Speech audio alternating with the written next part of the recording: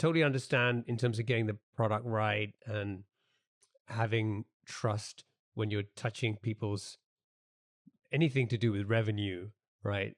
Is like super sensitive, high kind of trust thing.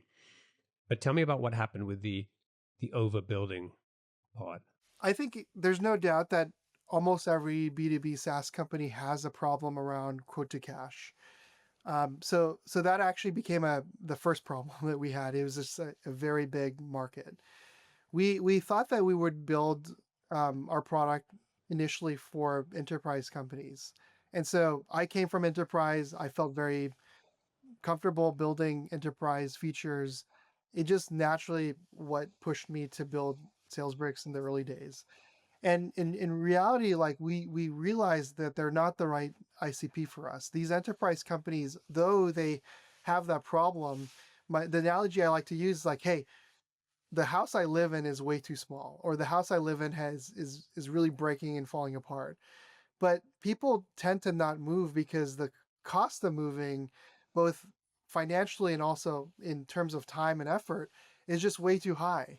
And so, although they might live in a house that has asbestos on the ceiling, they're like, I'd rather not move and die of asbestos.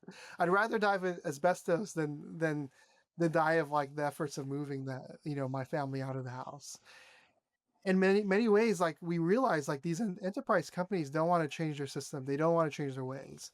And we kind of built for those companies early. We didn't do enough interviews and research with kind of the market.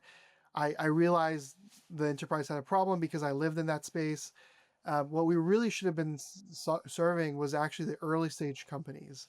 They're the ones who actually start to form a habit in the early days of doing quote to cash a different way.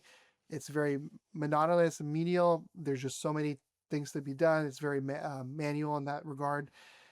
Those are the ones that we should be serving, and so we kind of went the opposite direction, and I think for that reason, our messaging was a little bit weird. It wasn't we weren't fast at acquiring logos, you know. And so what we've done is we've stripped away a lot of that product complexion, and we're really focusing on these companies that are anywhere from $500,000 to 2 million. Those are the ones where it's like, hey, Stripe is starting to become a pain in the ass for me from a billing perspective. I'm starting to hack it. I'm starting to build my entire infrastructure on top of Stripe. When they realize they're actually becoming a sales-led motion. So those are the companies we should really be going after, and we've been making some changes to really support and justify that move going down market was best for us.